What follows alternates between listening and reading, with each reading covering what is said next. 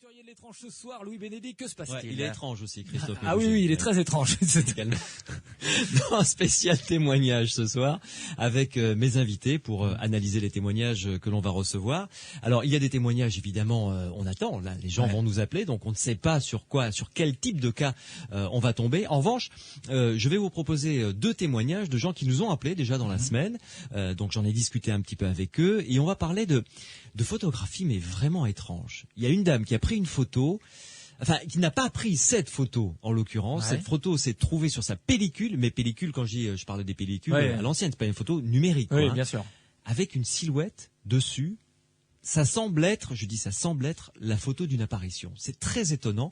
Et ensuite, on parlera d'une dame qui a vécu un phénomène de hors du corps. C'est-à-dire qui s'est vraiment vue sortir de son corps et revenir après. Donc, deux témoignages très intéressants. Eh ben voilà, les aventuriers de l'étrange, c'est ce soir, c'est sur Sud Radio. Vous pouvez appeler 0826 300 300. Sud Radio, samedi et dimanche, 22h minuit. Louis Bénédicte, les aventuriers de l'étrange. Che se Lorio Mazzarini sostiene di forza.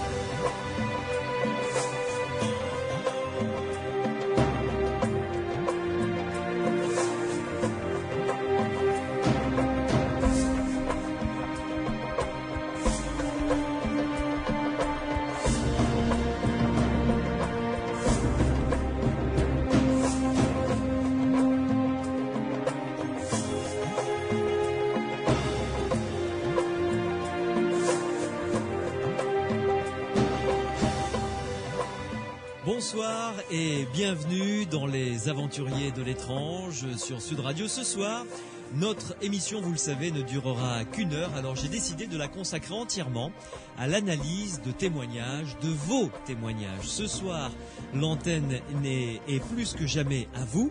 Vous pouvez nous appeler au 0826 300 300 pour nous raconter une expérience que vous auriez vécue si vous pensez que cette expérience a un rapport avec le paranormal. 0826 300 300, Morad est au standard pour recueillir vos témoignages et ensuite vous passerez à l'antenne.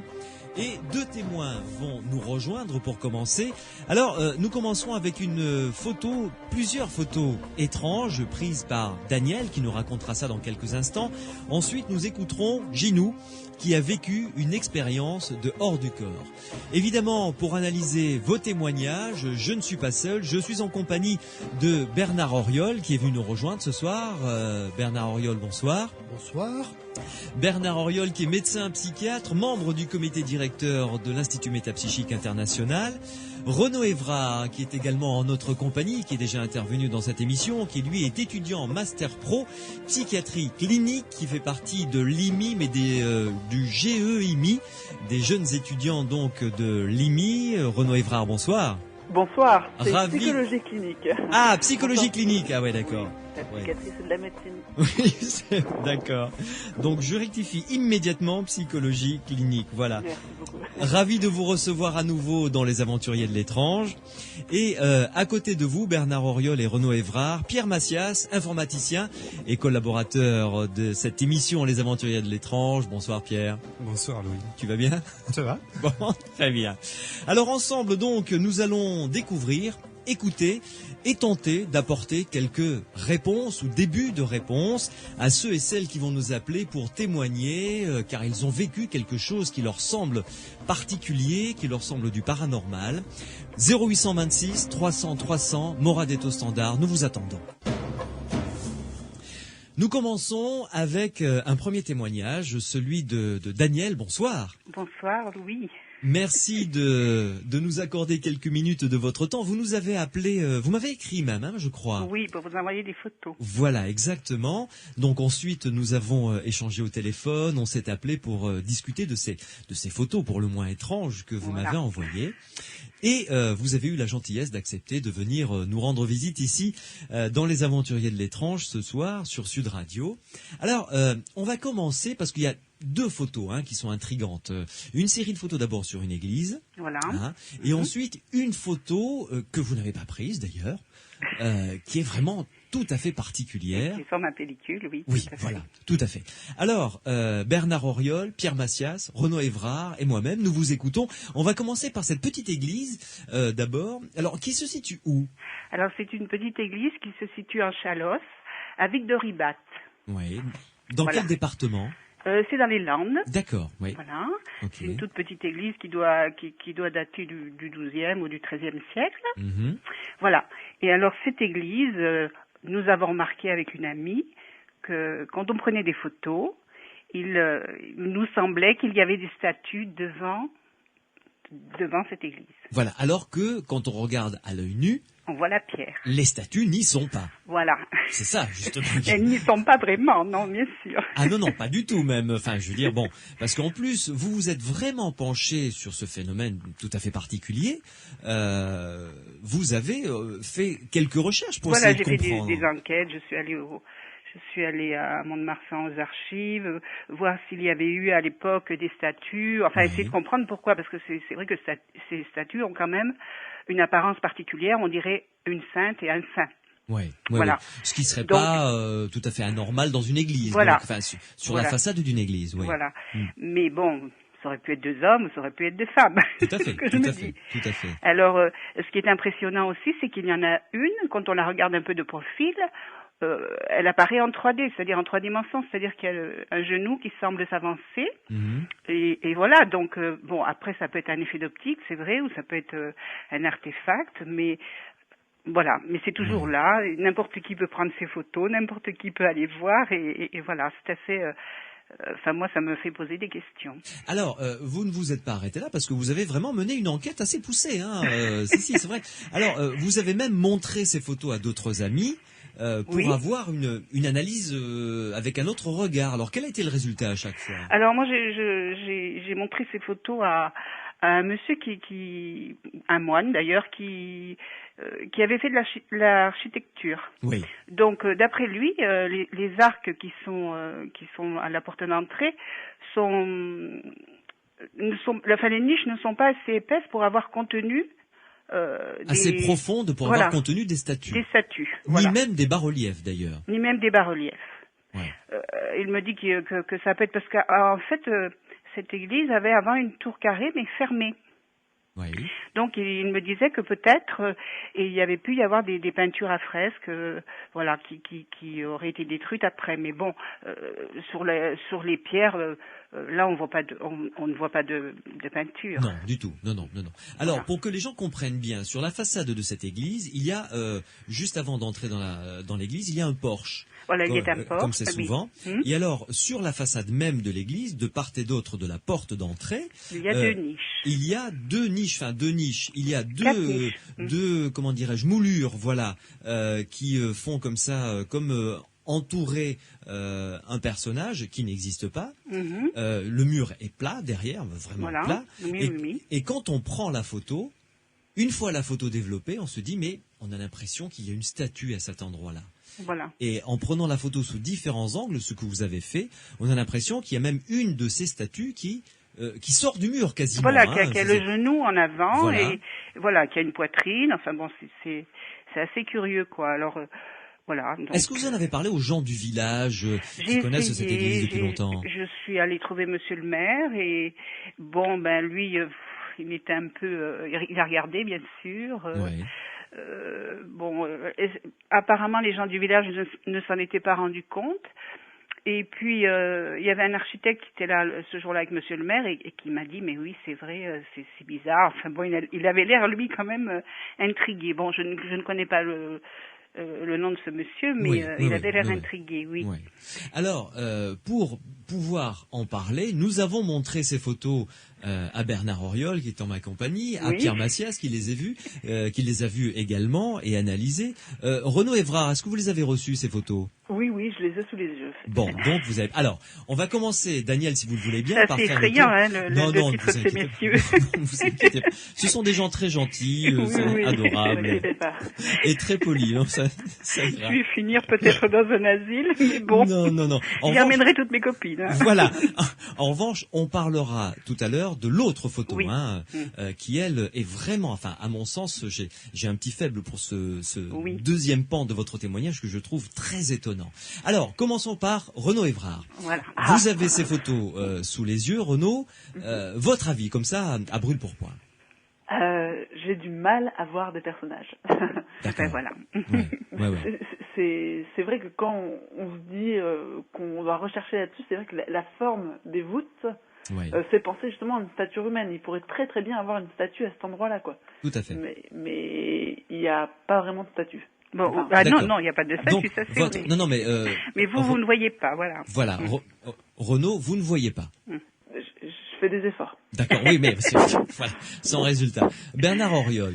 Écoutez, personnellement, je vais dire que j'en vois une à droite et pas à gauche. Ouais. Celle de droite, en plus, qui est la plus proéminente, celle qui a le genou qui avance, enfin, celle qui est vraiment qui a l'air d'être le plus en relief, quoi. Oui, voilà. c'est celle qu'on voit le mieux. Mais alors, évidemment, si certains la voient et certains ne la voient pas, ça fait penser à des choses comme le test de Rorschach, dans lequel... De quoi s'agit-il? C'est quoi ça? C'est un test dans lequel on vous présente des taches d'encre qui ont été faites de manière complètement aléatoire et arbitraire.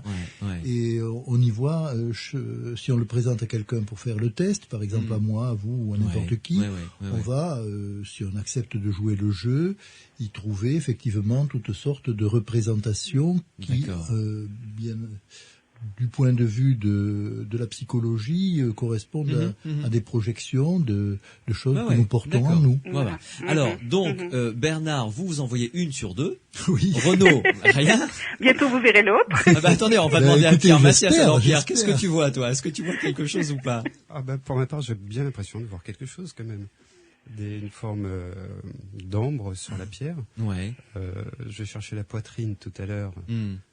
J'aurais interprété ça personnellement plutôt comme des bras croisés. D'accord. Mais en me disant quand même que la forme de la pierre qui est derrière peut amener facilement cette idée-là. Les taches qu'il y a derrière, tu veux dire, peut donner cette espèce de... La forme même, il me semble, des pierres. Il y a plusieurs types de pierres, elles ont l'air assez massives. Oui. Et j'ai l'impression qu'il y en a qui sont plus petites, qui s'intercalent, qui sont plus petites. D'accord. Avec une différence de ton, d'éclairage, de ton, ça pourrait donner des bras croisés. Bon, mais toi tu vois deux statues. Je vois des différences de luminosité qui me font penser à des formes de statues, oui. D'accord.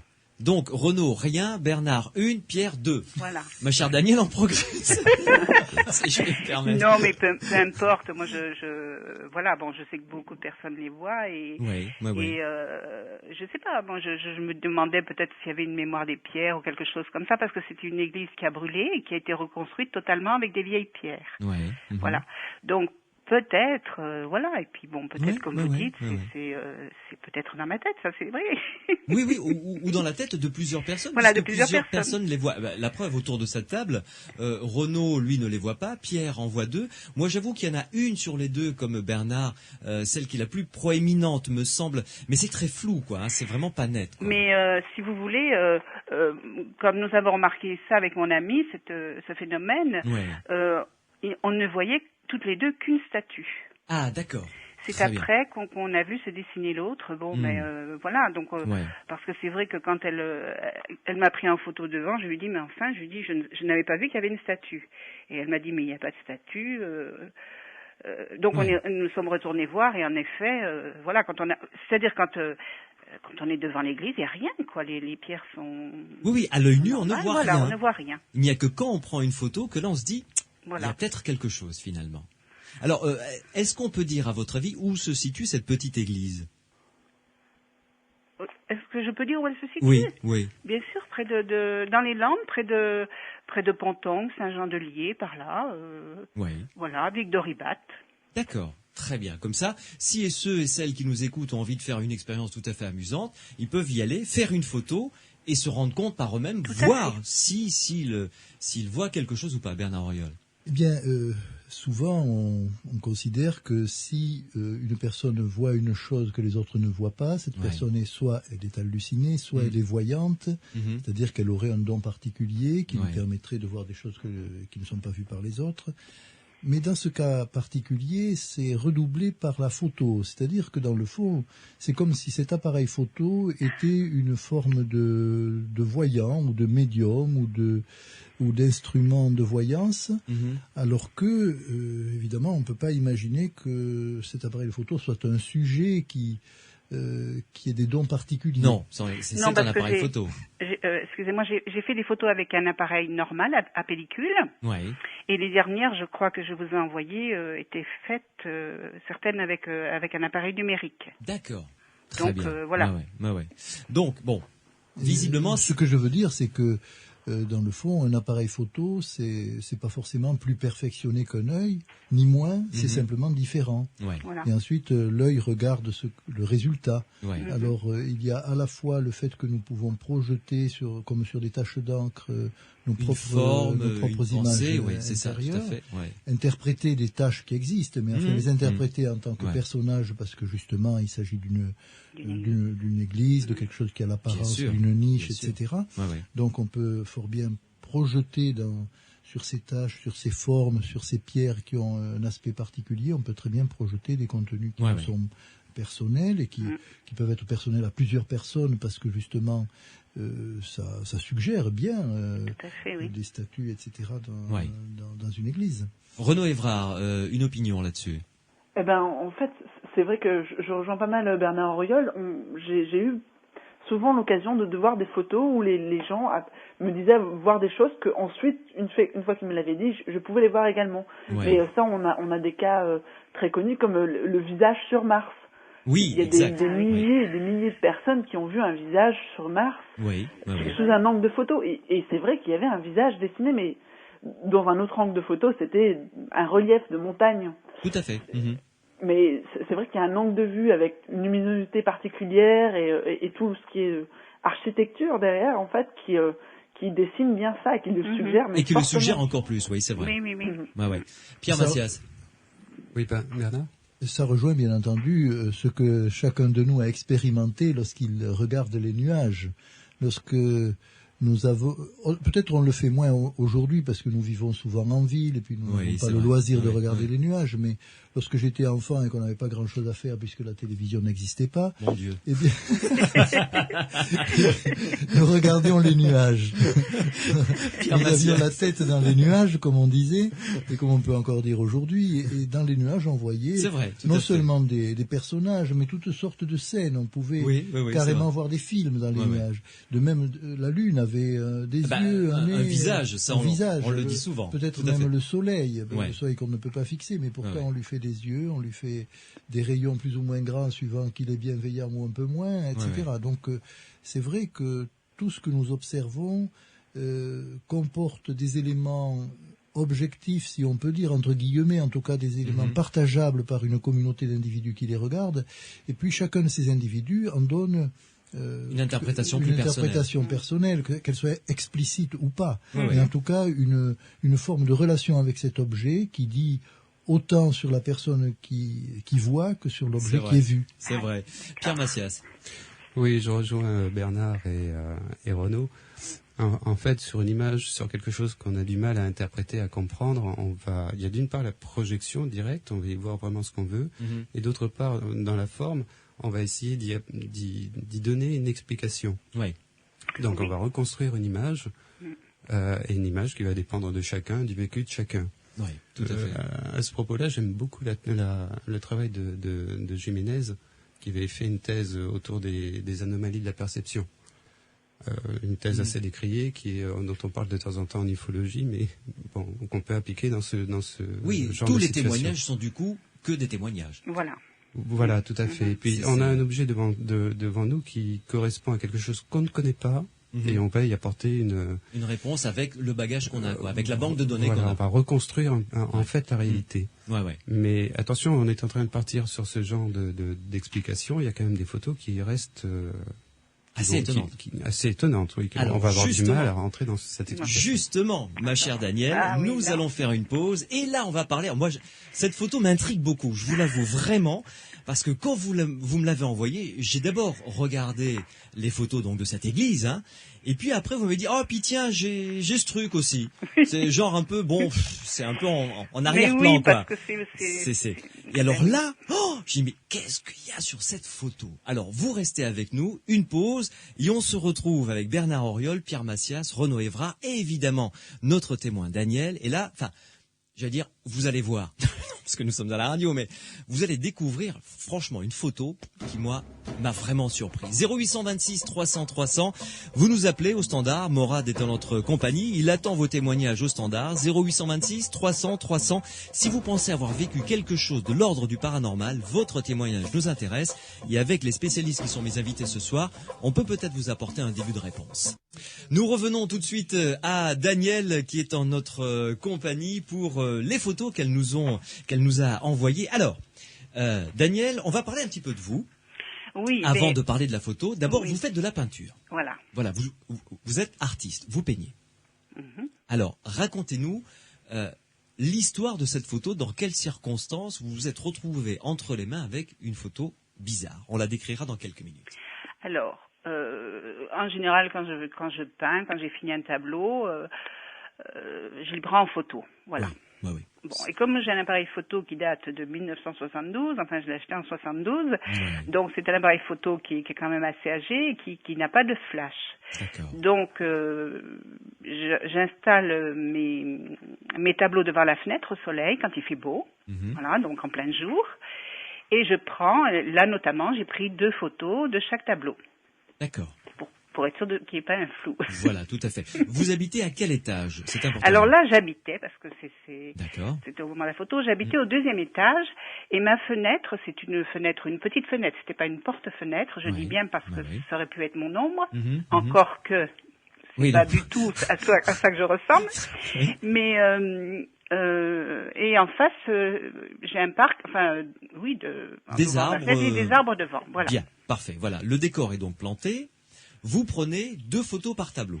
Je prends 2 photos par tableau. Donc 5 tableaux, 10 photos. Voilà. Une pellicule classique, quoi. Je veux dire, pas numérique, quoi. On est là dans le cas de la pellicule. D'accord. Appareil photo d'antan, on va dire. Voilà. Oui, tout à fait. Et puis c'est vrai que le thème, puisqu'on en revient tout à l'heure à nos projections, c'est vrai que le thème était assez spécial là. Hein, c'est-à-dire c'est-à-dire que oui, j'ai pris des photos du Christ, j'avais fait des tableaux pour une exposition sur Saint-Jacques-de-Compostelle, donc voilà, donc il y avait quand même un thème religieux, de foi, de croyance, quoi, en tout cas. Voilà. D'accord. Ouais. Je ne peins pas que ça, hein. Je tiens à rassurer tout le monde, je peins des nus. Non, mais vous avez le droit de peindre que ça de toute façon. Mais c'est vrai que sur cette pellicule, voilà ce qu'il y avait. Et quand j'ai développé cette pellicule, donc 10 photos uniquement, hein. 10 photos. Voilà, ouais. Et puis quand je suis allée faire développer ma pellicule, il y avait un index qui était joint à ces photos. Ouais. Et donc je me suis dit tiens, j'ai raté une photo. Donc j'ai regardé d'un peu plus près. Je me demandais bien ce que j'avais fait. Et en fait, j'ai vu une silhouette apparaître sur le négatif. Et j'ai fait développer cette photo. Bien sûr, le photographe a rigolé en me disant mais non madame, la photo est noire. Moi, j'ai insisté lourdement en disant tant pis, je la payerai même si elle est noire, mais je la veux. Ouais. Voilà, et voilà. Et alors donc cette photo, si vous voulez la décrire. Voilà. Alors cette photo, on voit sur cette photo sur un fond assez, uniforme, je dirais, une silhouette.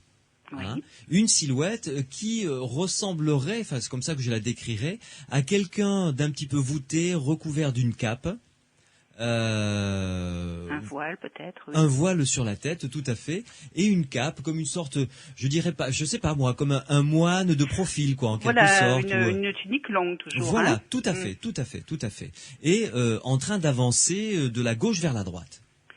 Oui, alors moi, j'aimerais préciser quand même que cette silhouette peut être féminine ou masculine, oui. Et elle peut justement avancer vers la lumière, puisqu'on voit une lumière, oui, ou, oui, tout ou à au fait. contraire venir, enfin, on peut l'avoir de venir face vers ou de dos. soi, voilà. Il y a un bras qui se détache légèrement du corps, voilà. Et on peut prendre quelqu'un comme ça, on va dire, presque de face, de 3/4 face, on va dire. Voilà, c'est un peu comme on représente certaines... On distingue bien le pli de la robe avec le genou, enfin fait par le genou, oui. Les deux mains, une main collée, un bras collé le long du corps avec la main qui se détache, et puis cette main un petit peu comme ça décollée du corps, et vraiment comme un voile. Écoutez, ça me fait penser, j'aurais vu très bien une photo de la Vierge en train de marcher en quelque sorte. Oui, ça aurait pu être la Vierge, ça aurait pu être un homme. Pour que les gens se fassent une idée. Tout à fait. Voilà. Mais là encore, c'est mon interprétation. Mais voilà, en revanche... Voilà, c'est ce que je dis, c'est que suivant les confessions, on peut y voir chacun... Mais en revanche, ce qui n'est pas de l'interprétation, c'est qu'on voit une silhouette habillée sur la photo. Voilà. Là, après, il n'y a pas d'interprétation. On peut y mettre ce qu'on veut. Voilà, chacun y met ce qu'il veut. Mais cette silhouette, sur la photo, y est de manière très claire. Et vous n'avez aucun tableau. Non, aucun tableau. C'est-à-dire que quand j'ai vu cette photo, je suis allée à l'endroit où j'ai pris les photos, j'ai regardé partout, qu'est-ce qui pouvait ressembler, est-ce que j'avais une statue, est-ce que j'avais... Alors, bien sûr, j'avais une statue, j'ai un, comment on pourrait appeler ça, un buste de la Vierge, mais bon, il n'y a que le buste. Oui, mais c'est un buste. Voilà, et puis la Vierge en général est représentée avec une cape enfin le bras n'est pas séparé du corps, enfin oui, c'est un voile quoi. Oui, tout à fait. Et donc j'ai regardé ma silhouette dans la fenêtre, j'ai regardé ce que j'avais pu, si j'avais pu prendre quelque chose par la fenêtre, mais il n'y avait rien qui correspondait à... Oui, là on voit bien une silhouette en train de marcher sur une petite colline par exemple, et qui est assez bien cadrée, on la voit en pied quoi, vraiment. Voilà, et les photos, si vous voulez, les 10 photos, je les ai prises l'une derrière l'autre, quoi, le temps de changer les tableaux, ça n'a pas été fait un autre jour. Ça a été fait peut-être en 10 minutes, quoi. Oui, tout à fait.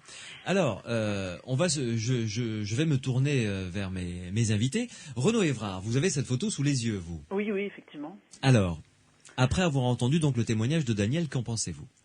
Le témoignage est très intéressant parce qu'une photo qui surgit comme ça alors qu'on n'a rien fait pour la prendre, c'est quand même... Et puis avec tout le contexte qu'il y a, c'est vrai que c'est très intéressant. Alors j'ai la photo et apparemment, enfin dans ce qu'on m'a envoyé, il y a eu des traitements de la photographie parce que au premier abord il y avait pas grand-chose qui apparaissait sur la photo. Non. Enfin le grain est assez flou. Voilà.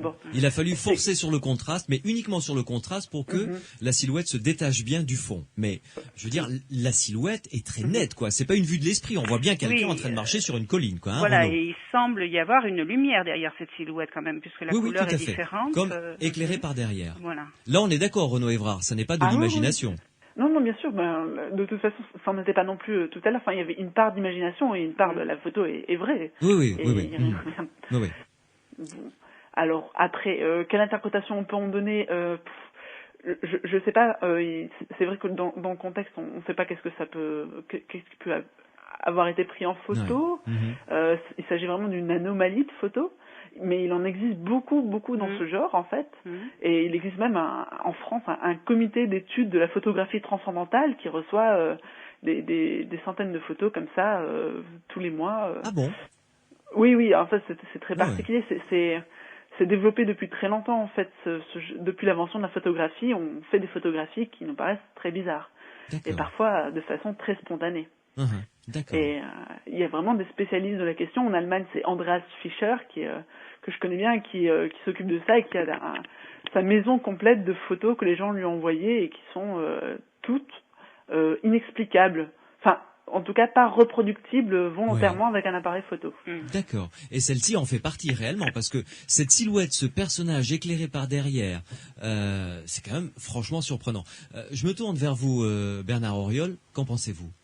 Mais franchement, j'en pense pas grand-chose parce que il me semble que pour se prononcer sur ce genre de phénomène, il faudrait connaître bien les problèmes de la photographie, comme peut-être Renaud les connaît.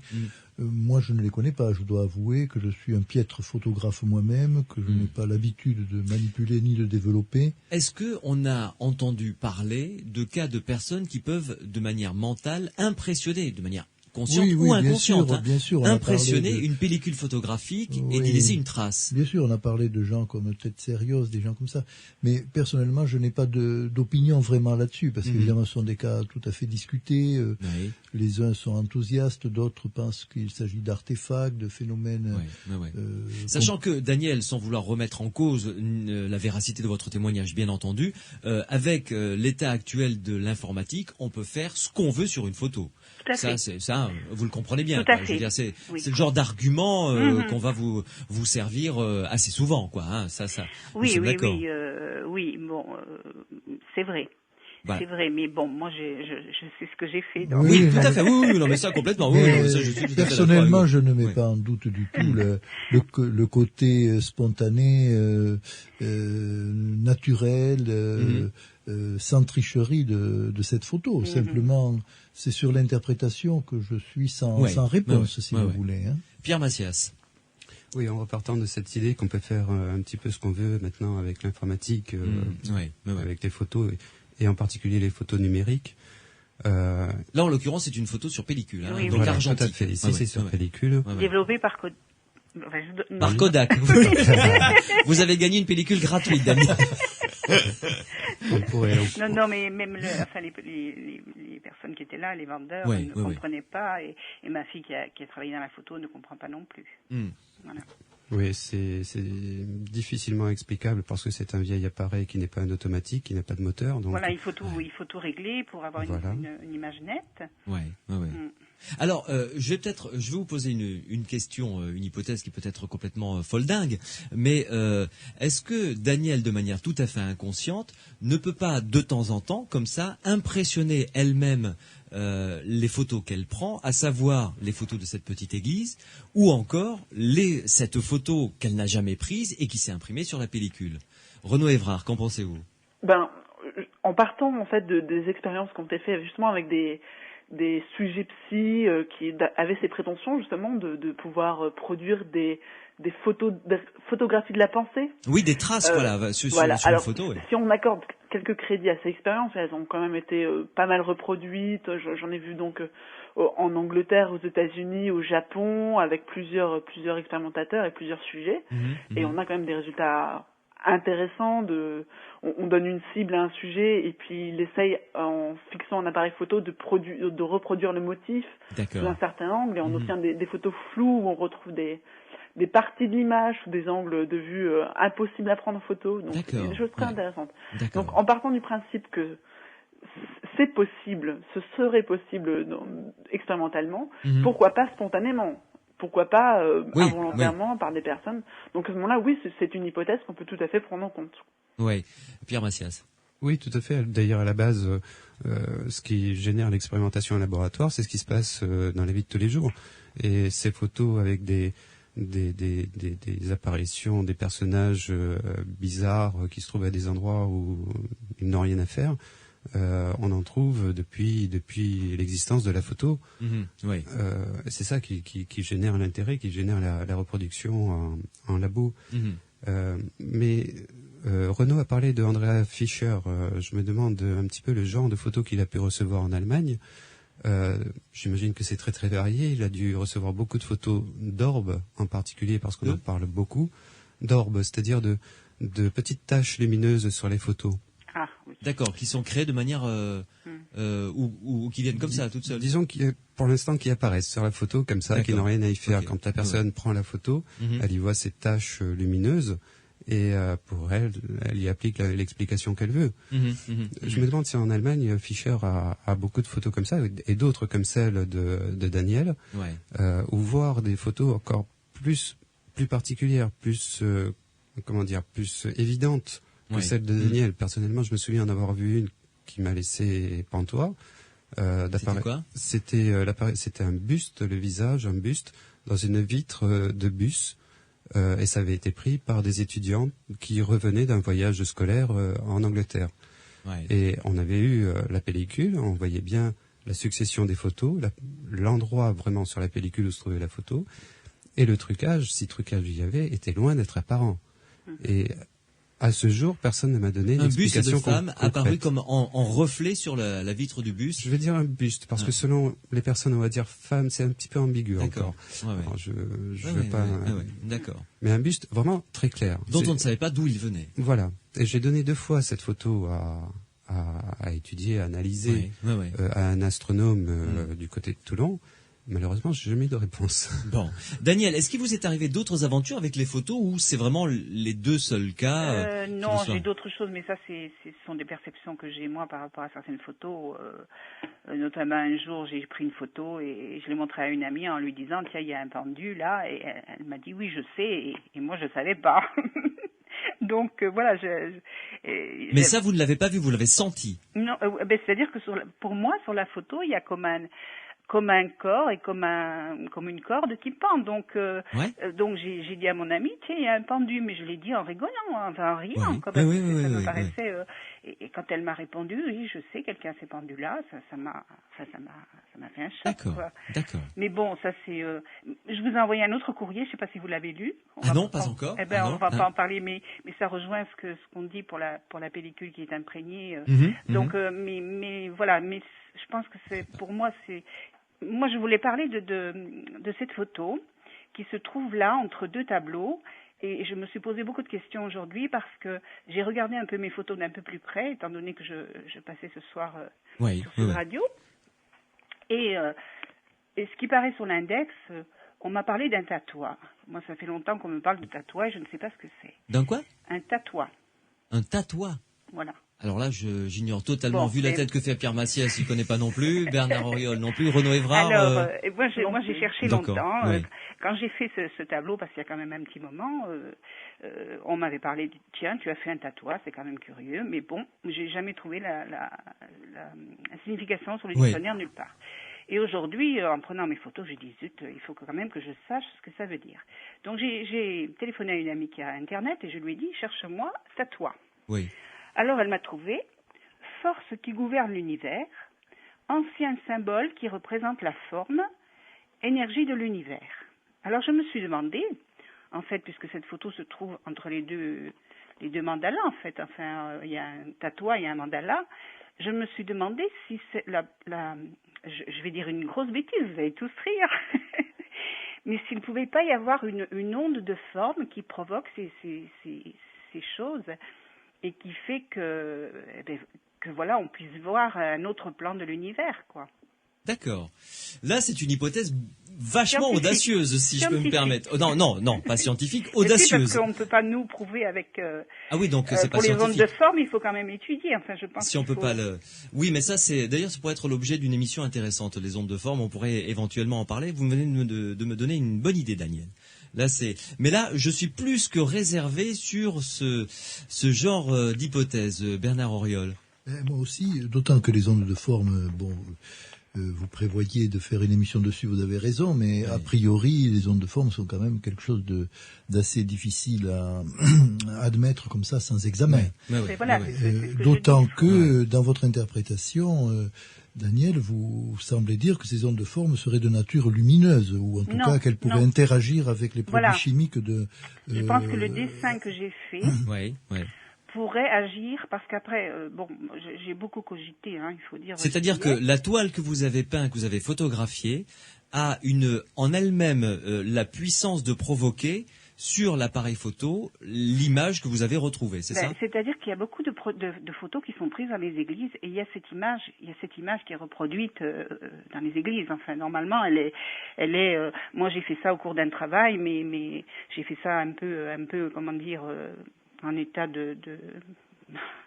Je me suis laissée aller, on va dire, voilà. Oui, et donc j'ai créé cette forme qui, après, quand on mesure, comporte quand même le nombre d'or, et sans faire exprès. Donc je me suis demandé si cette forme qu'on appelle ce tatouage, parce que moi je ne connaissais pas ce mot, c'est pas moi qui l'ai dit, enfin, ne pouvait pas provoquer et après je me suis dit, ce que j'ai dessiné, on le voit aussi dans les églises, ne serait-ce que la forme de la croix du Christ. Donc je me dis, comme on voit souvent des photos de ce style dans les églises, est-ce que ces ondes de forme ne peuvent pas provoquer ou ou nous donner la possibilité de capter quelque chose d'invisible. Non, mais ça c'est comme vous dites, c'est tout à fait. Là, Daniel, comme disent les jeunes, là je suis creux. Là, je vous avoue que j'ai pas de réponse à vous apporter. Non, mais c'est une question que je pose. Oui, tout à fait. C'est sûr qu'il y a des personnes étudiant les ondes de forme, puisque le son aussi agit sur la matière.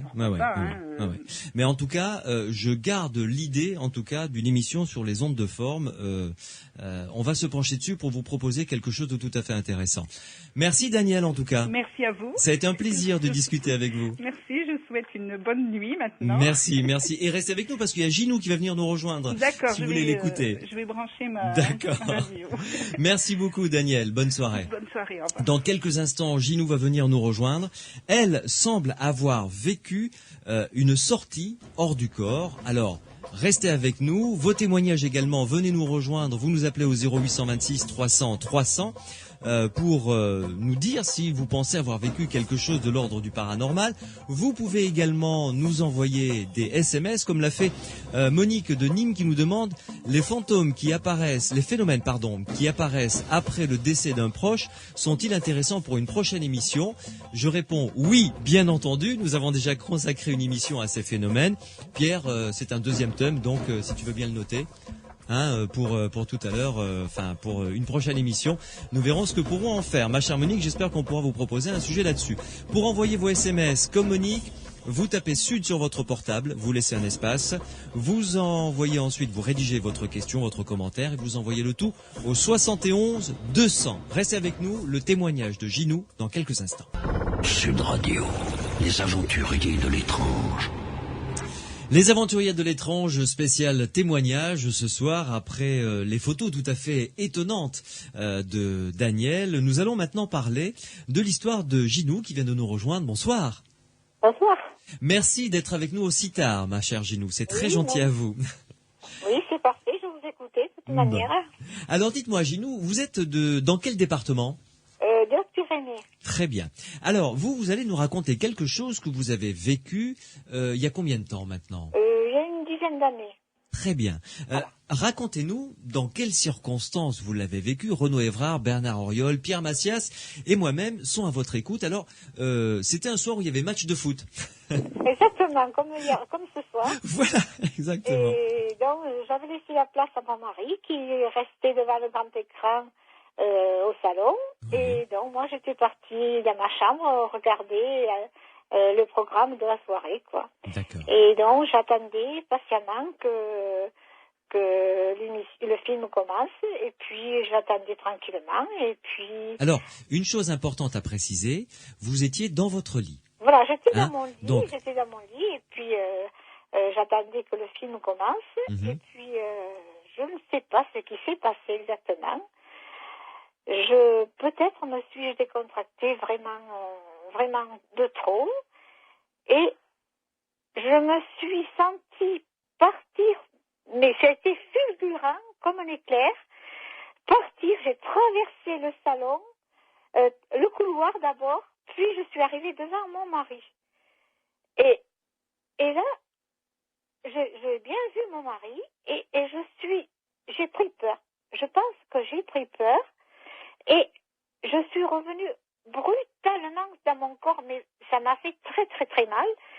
Et là, j'ai pris peur et je me suis mis à crier. Mon mari est arrivé très vite et il m'a dit, mais qu'est-ce qui t'arrive? Je lui ai essayé d'expliquer et puis il m'a dit, ma pauvre femme, mais t'es folle.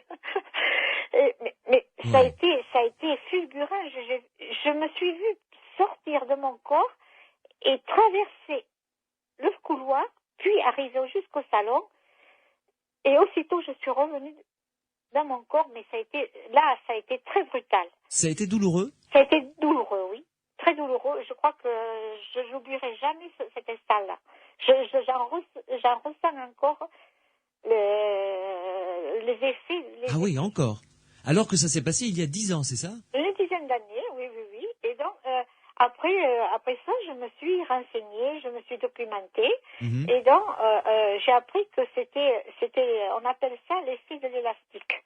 Ouais.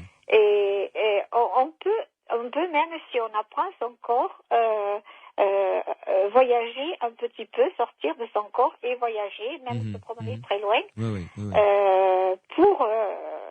Mais moi, j'étais pas du tout préparée à ça. J'étais pas du tout préparée à ça, et puis je suis pas une personne qui fait ces choses-là, quoi. Oui. Alors, on va revenir un petit peu en arrière sur votre témoignage. Vous le voulez bien, Ginou. Oui. Vous m'avez dit, vous vous êtes décontracté, donc vous êtes retrouvé dans une espèce comme ça de moitié sommeil, moitié réveil. Non, je dormais pas. Non, mais vous étiez pas endormi. Non, je dormais pas. Ça a été l'effet de 10 minutes, le temps que je me mette au lit et que j'attende que le film commence. D'accord. Alors, vous nous avez dit, j'ai traversé le couloir et j'ai traversé le salon. C'est-à-dire, vous êtes passé dans le couloir ou vous êtes passé à travers les murs? Non, ma porte de la chambre était ouverte. Ouais. J'ai passé la porte de la chambre, mais à une vitesse fulgurante, et je suis arrivée devant mon mari. Mais lui, il n'a rien vu, mais et là, aussitôt, j'ai réintégré mon corps, mais ça a été à une vitesse et un saut. C'est ça, ça m'a fait très très mal. Quand vous vous êtes retrouvé devant votre mari, vous l'avez vu de face? Vous étiez en face de lui? Non, j'étais sur le côté. D'accord. Et proche de lui à peu près Proche de lui, oui, à 1 mètre de lui, j'étais. Ah oui, donc c'est vraiment très proche. Oui. Avec, vous l'avez vu en train de regarder son match voilà, à la télé. Il regardait son match, tranquille, mais ça s'est passé quelques secondes, quelques secondes. D'accord. Alors, vous restez avec nous évidemment, Ginou, pour poser des questions à Bernard Auriol, Pierre Massias ou Renaud Évrard qui sont en notre compagnie. Renaud Évrard, que pensez-vous de ce qu'a vécu Ginou? C'est une expérience que il y a très peu de personnes qui font, mais il y en a quand même qui le font, et on en parle de plus en plus, et on l'accepte de plus en plus comme expérience de décorporation en fait. Ouais. C'est pas pathologique, ça arrive à plein de gens normaux dans des états, soit des fois c'est comme ça, des petites transes légères, ou ça peut être dans des situations un peu plus stressantes comme des accidents où on parle, c'est aussi quelque chose qui se relie aux expériences de mort imminente. Voilà, exactement. Après, j'ai beaucoup réfléchi. Je pense que quand on doit mourir, ça doit faire, on doit sortir de son corps comme ça, peut-être. Je ne sais pas. Ouais. Ah bah ça, il y a malheureusement que ceux qui sont morts qui peuvent témoigner, et ils sont pas très bavards, malheureusement. Voilà, c'est ça. Donc ça reste encore un mystère. Renaud Évrard, quand même, avant de faire une pause, une petite question. Ginou nous a dit qu'elle a traversé, mais comme Guy Leclerc à fond le couloir, et arrivé comme ça, un déplacement très rapide. Vous savez, comme vraiment. Et ça fait partie des possibilités ou des phénomènes dont on a entendu parler déjà dans les hors du corps? Oui, parce qu'en fait, ce qui se passe, c'est que la plupart du temps, en fait, il y a une indétermination entre ce qui pourrait être de l'espace physique, l'espace réel, de se balader dans le couloir, et l'espace psychique, les représentations mentales, qui est finalement, ici, on peut pas savoir si elle s'est baladée dans sa pensée ou si elle s'est vraiment baladée dans sa maison, sachant que sa maison existe aussi, elle a une représentation parfaite de sa maison. Même de manière inconsciente, je veux dire, oui, tout à fait. Voilà, en rêve, elle pourrait très bien se déplacer dans sa maison. Exact. Bon, après, aller se mettre devant son mari pour l'empêcher de regarder le foot. Non, juste à côté. Non, elle était juste à côté. Elle ne voulait pas empêcher son mari de regarder le foot, notez bien. Mais bon, Renaud Évrard, Bernard Auriol, Pierre Massias, vous restez avec nous. On va retrouver Ginou pour continuer à discuter avec elle de ce qu'elle a vécu, qui est quand même assez étonnant. Vous pouvez nous appeler au 0826 300 300, 0826 300 300, si vous estimez avoir vous aussi vécu quelque chose qui est de l'ordre du paranormal. Morad attend vos témoignages et ensuite vous passerez à l'antenne. Sud Radio, les aventuriers de l'étrange. Nous sommes en compagnie de Bernard Auriol, de Pierre Massias et de Renaud Évrard qui sont à mes côtés pour essayer d'apporter des débuts de réponse, des analyses à vos témoignages, aux phénomènes que vous avez vécus, qui sont peut-être de l'ordre du paranormal. Ginou est en notre compagnie. Donc, Ginou, on a parlé de cette espèce de... c'est allé très vite, hein, votre déplacement. Quand vous avez senti que vous sortiez de votre corps, c'est allé vraiment très très vite. Je veux dire, très vite. Comme un éclair. Oui.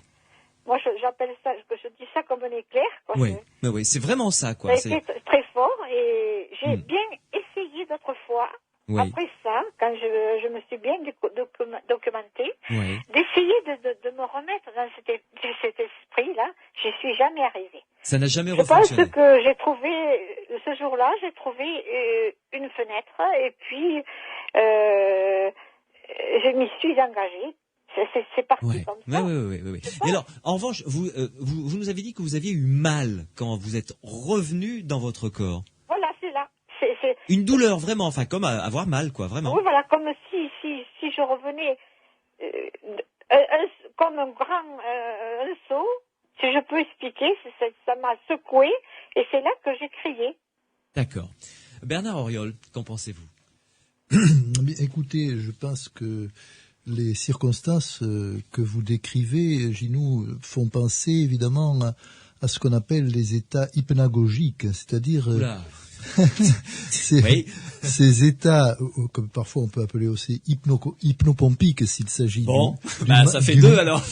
Là s'il s'agit du matin, les états hypnagogiques sont du soir et les états hypnopompiques sont du matin, c'est-à-dire ce sont des états qui se situent très souvent au moment de l'endormissement, c'est-à-dire où nous sommes bien éveillés, mais pourtant où nous sommes prêts à quitter l'état de veille pour rejoindre l'état de sommeil. Et en fait, ils rejoignent tout à fait ce qui est décrit dans les états de relaxation ou de sophronisation ou les états de transe, y compris l'hypnose. Ce sont des états particuliers qui marient, si vous voulez, le fait d'être bien éveillé, comme l'a souligné Ginou, et aussi le fait d'être parfaitement au repos. Relaxé, quoi, vraiment. Complètement relaxé. Exactement, j'étais au repos, les yeux grands ouverts. Et il n'y avait même pas 10 minutes que j'étais au lit. Et puis moi, je suis une personne je ne m'endors pas comme ça. Hein. Oui, mais là, ce soir-là, vous étiez particulièrement détendu à ce moment-là. Voilà. Tout à fait. Bernard Auriol. Et c'est un état qui est strictement symétrique de l'état du rêve. Dans l'état du rêve, nous sommes tout à fait endormie, profondément endormie, alors que dans cet état qui est décrit par Ginou, elle était parfaitement éveillée. Mais par ailleurs, dans l'état de rêve, nous sommes parfaitement endormis, mais en même temps, nous sommes très actifs. Exactement. Et dans l'état que vous décrivez, Ginou, vous étiez parfaitement reposé, mais tout à fait lucide, tout à fait éveillé, alors que dans l'état de rêve, on est très endormi, si bien que si vous secouez quelqu'un qui est en train de rêver, c'est plus difficile de le réveiller que s'il dort profondément. Alors, donc c'est un état qu'on peut appeler d'éveil paradoxal, qui est paradoxal. Et correspond également à ce que j'appelais état hypnagogique, cet état dans lequel nous nous préparons à nous endormir sans forcément y parvenir d'ailleurs, et qui s'accompagne assez fréquemment, c'est tout à fait largement décrit dans la littérature de la psychologie, ces états des états modifiés de conscience, comme on dit. C'est un état modifié de conscience, c'est un état d'éveil paradoxal, c'est un état hypnagogique, c'est-à-dire qui devrait nous conduire au sommeil, et dans lequel peuvent surgir soit des mouvements brutaux, par exemple des secousses des bras, des jambes, de la tête, etc. Soit aussi des images ou des sons. Et bien sûr, ces mouvements brutaux, ça peut être ce sentiment d'élastique lorsqu'elle rejoint son corps. Voilà, moi j'ai appelé ça exactement. Et d'ailleurs, c'est ce qu'on m'a certifié, que c'était ce que j'avais eu, l'effet de l'élastique. Voilà.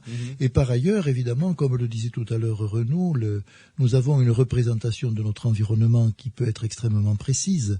Et vous savez sans doute que lorsque je vous regarde bouger, j'ai en moi un petit bonhomme qui est exactement comme vous et qui bouge. C'est-à-dire que inconsciemment vous enregistrez tout. Voilà, j'ai des neurones miroirs. Je n'enregistre pas, mais en tout cas, je le reflète. Et donc, les mouvements dans la maison sont également inscrits en nous. Évidemment. Et on peut très bien imaginer que cette représentation de soi que nous avons, cette représentation de l'environnement, tout ceci conduise à se sentir, se déplacer, surtout à la faveur de cet état hypnagogique dont je parlais tout à l'heure. Ouais. Voilà. Pierre Macias. Oui, dans ces états hypnagogiques, j'ai aussi pensé à des choses comme la paralysie nocturne. On peut dire modifié de conscience parce que qui doit rentrer là-dedans. État modifié de conscience, oui. Là, on est dans le cadre d'une explication physique, médicale, mais il ne reste pas moins quand même que le phénomène d'OBE est un phénomène qui est étudié par des parapsychologues. Le phénomène de sortir hors du corps, vous voulez dire. Le phénomène de sortir hors du corre. On peut s'abituer au terme OBE parce que c'est celui qui est couramment utilisé. Oui, Out of Body Experiments, voilà. C'est l'abréviation de l'expérience, enfin en anglais quoi. Ouais. Tout à fait. Ouais. Parce qu'on dit aussi que certains malades qui reviennent du coma, quand ils reviennent dans leur corps aussi, ça leur fait un choc comme ça, et puis ça leur fait mal.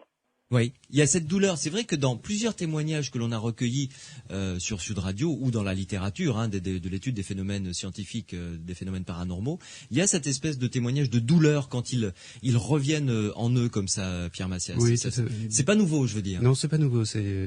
Ça se rencontre couramment. Les gens peuvent écrire aussi qu'ils sont revenus de telle ou telle manière, qu'ils sont re-rentrés dans leur corps de telle ou telle manière. Comme s'ils re-rentraient dans un gant ou par exemple ou quelque chose comme ça. Mais il y avait aussi ce sentiment de douleur quand ça blaf, ça revenait comme ça. Tout à fait, parce qu'on se retrouve dans un environnement restreint, étroit, alors qu'on avait un sentiment de liberté.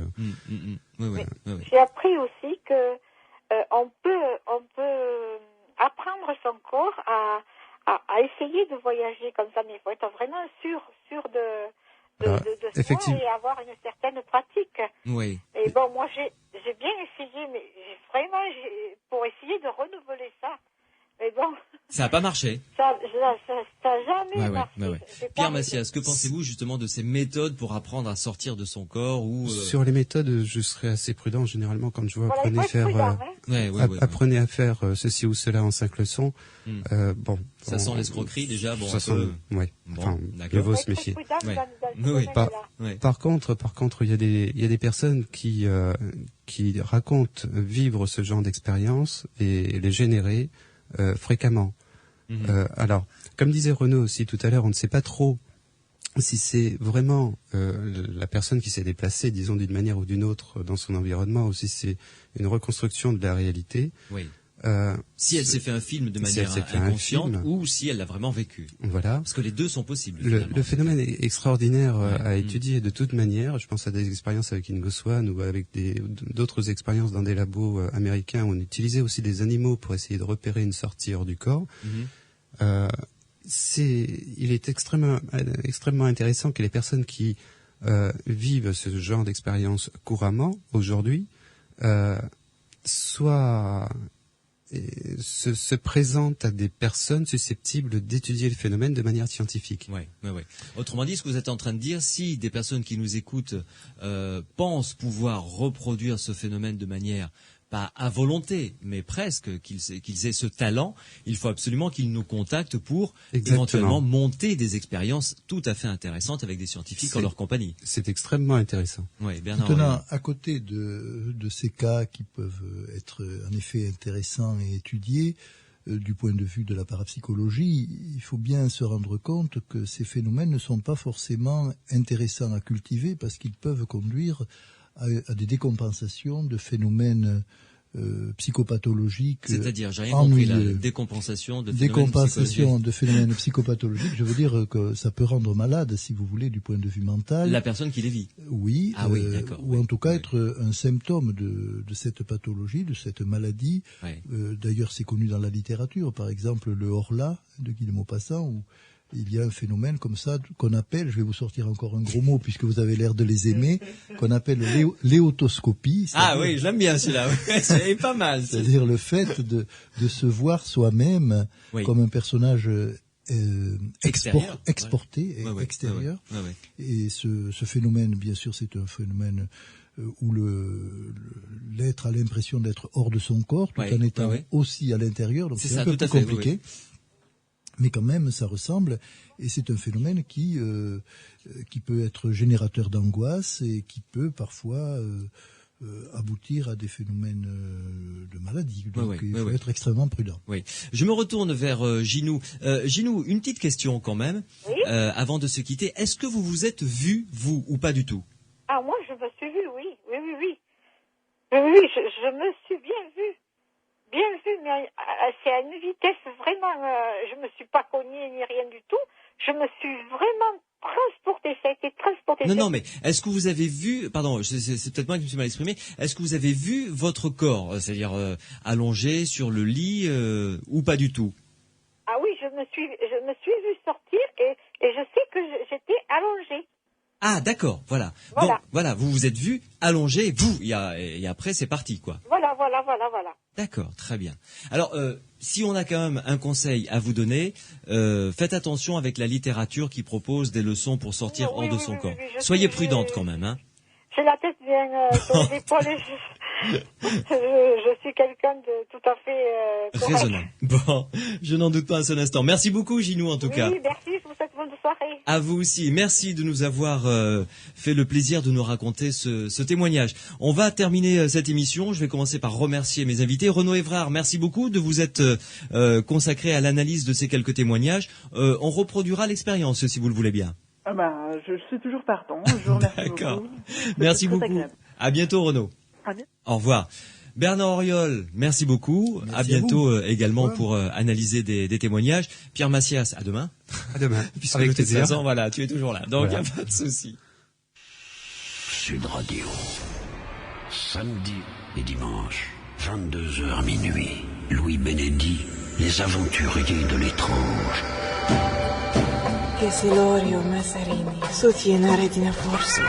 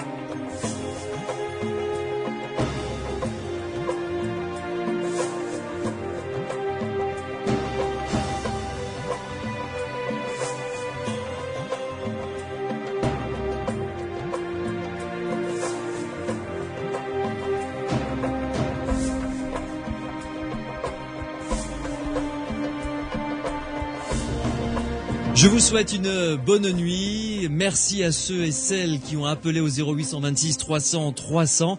Ne vous inquiétez pas, Morad a noté vos coordonnées, a noté le résumé de votre témoignage. Nous vous rappellerons pour passer dans cette émission Les Aventuriers de l'étrange. Nous consacrerons d'autres émissions uniquement à l'analyse de témoignages. Vous pouvez continuer à nous appeler et nous laisser vos coordonnées sur la boîte vocale des Aventuriers de l'étrange. C'est au 0826 300 300. Demain, nous ouvrirons un dossier passionnant d'un homme, d'un prêtre extraordinaire qui avait le don de la clairvoyance, de la bilocation, c'est-à-dire d'être en deux endroits en même temps et qui a vécu les stigmates du Christ jusqu'à l'heure de sa mort. Il s'agit d'un prêtre qui a été canonisé, il s'agit de Padre Pio. Et ensuite, l'analyse de témoignages, notamment de Gilbert qui lui a vécu un phénomène d'anti-voyance. Je ne vous en dis pas plus, rendez-vous demain à 22h.